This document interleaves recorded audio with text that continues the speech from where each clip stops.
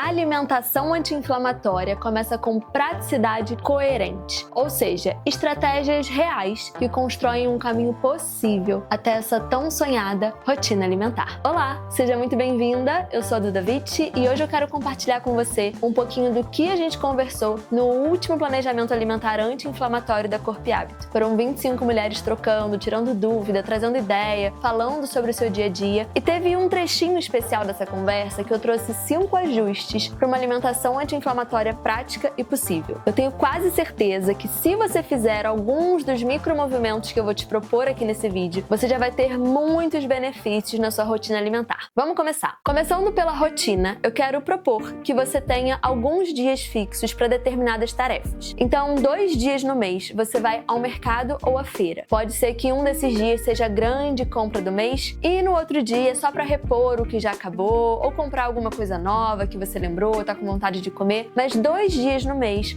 você vai tirar ali 1 horinha do seu dia para ir no mercado ou na feira. Já para as outras 2 tarefas de rotina, eu quero que você separe um dia da sua semana para dedicar ali 15, 20 minutinhos para essa tarefa. Então, se você tiver 4 semanas no mês, você vai ter 4 dias dedicado para cada uma dessas tarefas. Se você tiver 5 semanas no mês, você vai ter 5 dias dedicado para cada uma dessas tarefas. Bom, começando então com planejamento e organização. Um diazinho da sua semana, é legal que você tenha um dia fixo, você vai separar ali 15 minutinhos para ver quais dias na semana você vai comer em casa, quais são no trabalho, se tem aniversário de alguém, se você vai comer na casa dos seus pais, na casa de uma amiga. Você vai começar a mapear o que você tem nessa semana, se você tem que preparar marmita ou não, se você vai comer em casa, no trabalho. Você vai entender como é que vai ser a logística dessa semana. Maravilha! E a outra atividade que você vai ter semanalmente também, que você pode definir se vai ser meia hora, 1 hora, 2 horas, se vai ser um dia fixo específico ou se vai ser dia de semana ou final de semana, você vai escolher, mas é legal que aconteça pelo menos uma vez na semana. Você vai preparar o seu alimento. Isso significa ou fazer grandes refeições, se você tem tempo, habilidade e interesse, ou você pelo menos vai se envolver com uma fruta, com uma sobremesa que você gosta, uma sobremesa mais saudável, ou preparar um suco, uma vitamina,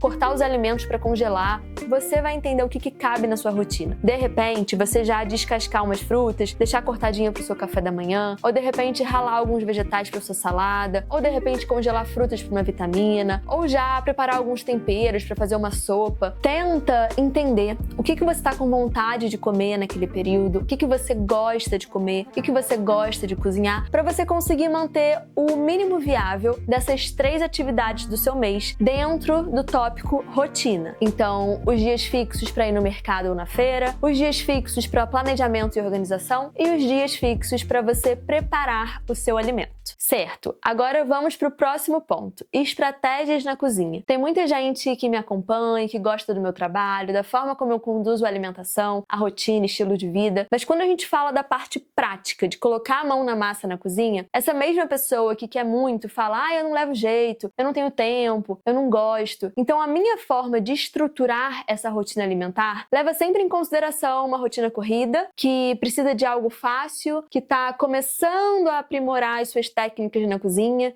e que, de repente, se essa pessoa já está bem envolvida com a cozinha, ela pode otimizar a sua produção, ela pode desperdiçar menos alimentos, ela pode aprender alguma coisa nova. Mas eu acho que as grandes beneficiadas dessas estratégias que eu trago aqui são mulheres que têm uma rotina corrida e que ainda não têm tanta prática com essa cozinha do dia a dia. Então vamos para as estratégias. A primeira delas é receitas dobradas. Se possível, sempre que você fizer uma receita que possa ser congelada, você vai fazer para você e mais uma pessoa. Se você mora sozinha, você vai cozinhar para 2 pessoas. Se mora você e a sua parceria, são 2 pessoas, você vai cozinhar para 4. Se tem 3 pessoas na sua casa, você vai cozinhar para 6 e assim por diante. Claro que não precisa ser assim na régua, X potes para X pessoas, mas a ideia é pensar assim: se você já vai cortar uma cebola, por que não cortar um pouquinho a mais? Se você já vai usar um caldo para fazer uma porção específica, por que você já não prepara um pouquinho a mais para render? Se você vai cozinhar feijão, fazer todo aquele preparo, já faz um potinho extra. Se você vai fazer um arroz com quinoa, por que deixar tudo de molho depois e limpar e etc. para fazer esse preparo de novo? Talvez, se você costuma repetir certos alimentos semanalmente, pode ser que se você cozinhar já para o seu dia de hoje e a sua próxima semana, você ganha um pouquinho de tempo, você não vai perder tantos nutrientes assim só por congelar esse alimento. alimento, o sabor vai ficar gostoso também, e isso pode te ajudar a manter uma alimentação anti-inflamatória, com os alimentos que você conhece, que você fez na sua casa. Então, eu só vejo benefícios. Pra mim, os pontos positivos de você cozinhar um pouquinho a mais e congelar certos alimentos ainda pesam muito mais do que certos pontos negativos, como não comer um alimento fresco. A grande maioria das pessoas que eu atendo, das alunas, não consegue fazer essa comida fresca no dia a dia. Eu não sei como é o seu caso, se você pode, maravilhoso, mas se você não consegue, não se culpe por isso, não se cobre tanto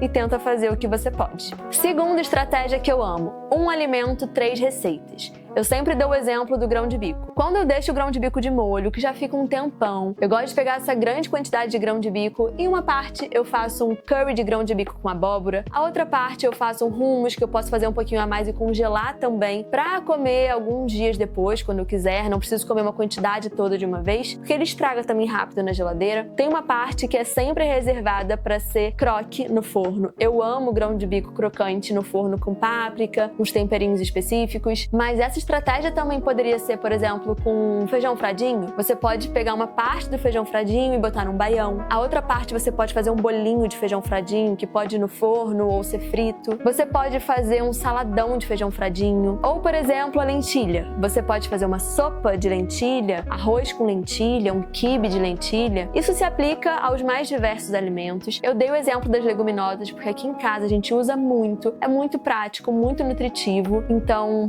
eu sempre deixo presente. E a terceira estratégia que eu acho muito prática para quem precisa de tempo e otimizar ali os preparos, enfim, é fogão e forno ao mesmo tempo. Se você tem um fogão grande, você pode usar, não sei, 2 bocas, 3, 4, quanto você tem habilidade para gerenciar todas aquelas panelas. E se você tem um forno grande, você pode botar mais de uma forma no seu forno. Mas imagina que de repente você vai ter um arroz sendo feito ali, alguma coisa refogada. No forno você pode ter o grão de bico crocante, por exemplo. Você pode ter uns vegetais cortados já com azeite, em pedaços grandes mesmo. Se dá uma misturada, fica super bom. Depois bota num potinho de vidro, você vai comendo ao longo da sua semana. Então, eu acho que isso deixa tudo um pouquinho mais prático. Você faz vários alimentos ao mesmo tempo. Assim você ganha mais tempo, sabor, variedade e vai também se aproximando um pouco mais desse fogão dinâmico. Eu tô te falando isso porque eu não sou a pessoa que nasceu com a prática da cozinha. Eu fui desenvolvendo de pouquinho em pouquinho. Ainda não sou uma mestre cuca, quem sabe um dia, mas eu acho que você curtir esse processo de aprendizado, ficar aberto ao que pode dar errado, também faz parte dessa rotina alimentar saudável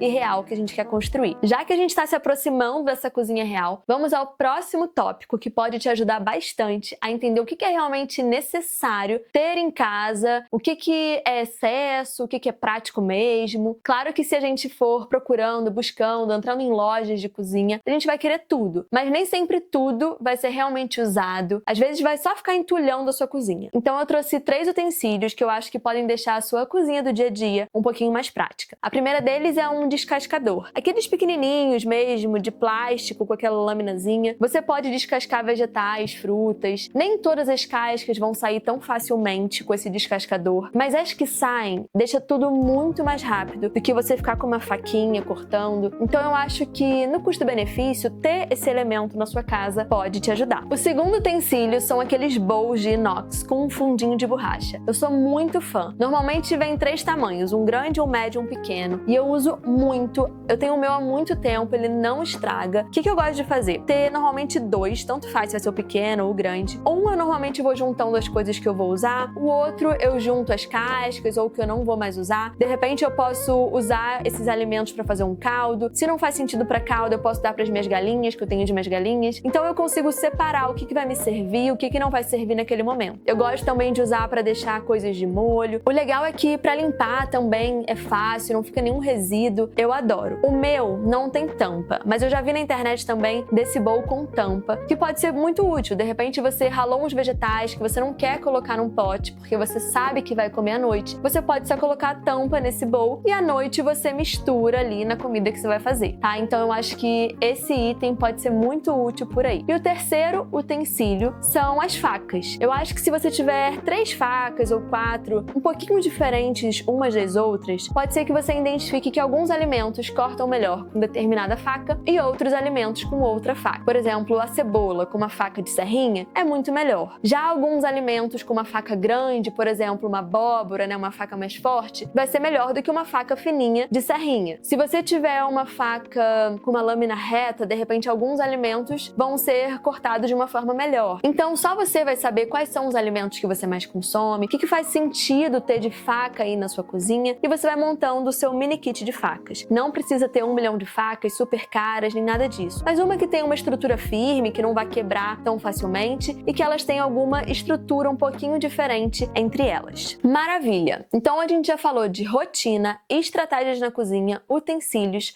Agora eu quero falar um pouquinho com você sobre alguns temperos. Você não precisa ter todos os temperos do mundo. Na verdade, a gente nem sabe usar tantos temperos assim, e você vai acabar gostando mais de um gostinho ou de outro. Conforme você vai tendo mais prática, você vai expandindo essa prateleira de temperos. Bom, quando eu levo coisas no forno, por exemplo, para as leguminosas, eu gosto muito de colocar páprica ou curry, pimenta, sal, sempre no azeite. Eu acho que dá uma misturada bem legal. Se eu for fazer legumes no forno, às vezes só o azeite com a cebola, ele mesmo já mistura ali. Se você for fazer uma abóbora, o que combina muitas vezes é você jogar um pouquinho de açúcar mascavo. Isso dá uma caramelizada super gostosa, também funciona para outros alimentos, por exemplo, uma caponata. Esse açúcarzinho pode dar uma ajuda, mas não precisa ser na sua culinária do dia a dia sempre. Quando eu faço preparações como feijões em caldos, eu gosto de colocar cominho. Acho que combina super bem, bota bem pouquinho. Isso já ajuda também nos efeitos de quem tem muitos gases, sente, aquele estufamento. Então, se você quiser testar aí um pouquinho de cominho no seu feijão, acho que você pode gostar. Se eu penso num molho branco ou com tofu, eu gosto de colocar um pouquinho de noz moscada. Quando eu penso em preparações com alguma farinha diferente, por exemplo, uma farinha de grão de bico, eu acho interessante ter uma massala. E essa massala seria uma combinação específica de alguns temperos. Se você for numa feirinha ou numa loja de produtos naturais e você, de repente, lê em algum lugar,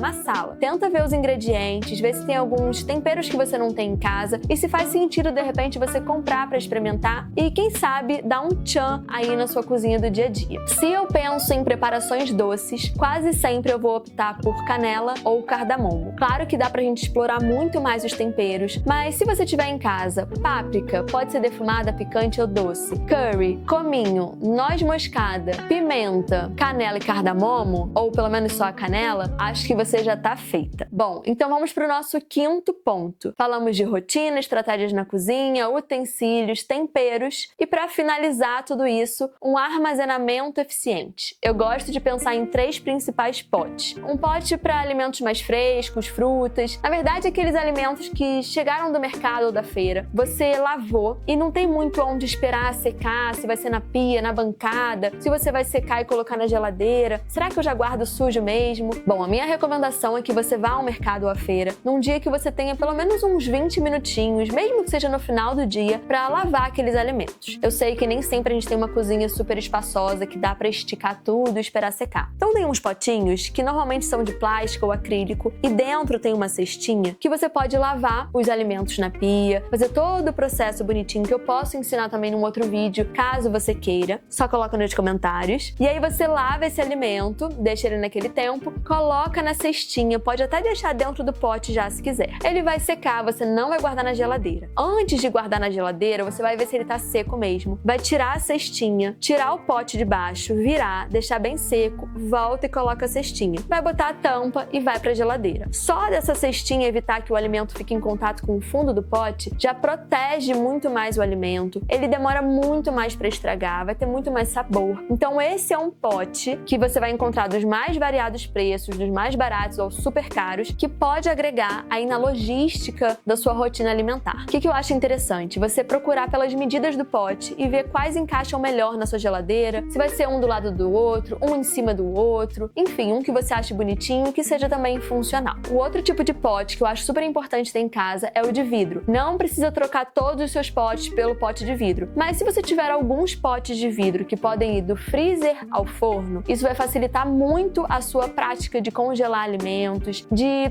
realmente poder colocar um pote de vidro no forno e ter aquele sabor resgatado do alimento, não ficar com aquele gosto de comida de micro-ondas. Então esse é um investimento que nem sempre vai ser baratinho. Claro, a gente sabe que pote de vidro não é uma coisa coisa super barata, mas que é importante. Então vai se organizando de pouquinho em pouquinho. Compra 2 potes, daqui a um tempo você compra mais 2. Tenta ver se você quer o pote grande ou 2 potes pequenos, se vai ser o bem pequenininho mesmo. Entende o que a sua casa precisa, a sua rotina precisa e vai se organizando para ter esses potes. E o terceiro tipo de pote que eu acho que é super interessante ter em casa são potes para mantimentos. Potes que normalmente ficam dentro da despensa, de vidro com aquela tampinha. Tem vários tipos de potes também na internet, uns super caros com etiqueta, com a tampa X, Y, mas se você pegar normalmente pote de palmito ou de alguns alimentos em conserva, limpar bonitinho, tirar a etiqueta de fora, deixa ele todo só o vidro mesmo e a tampa, dá até para personalizar do seu jeito, você vai ter potes que são super vedados, que vão deixar a sua despensa muito mais organizada. Você vai enxergar esse alimento, você vai se aproximar desse alimento. Só de você ver um alimento num potinho, ao invés de um saco jogado num cantinho, meio furado, meio aberto, meio fechado, é possível que você tenha mais vontade de comer esse alimento, de preparar. Então, a minha recomendação é que se você for gastar dinheiro, gaste nos potes de vidro e personalize, limpe e reaproveite os potes que você já tem em casa de geleia, de palmito, para fazer essa organização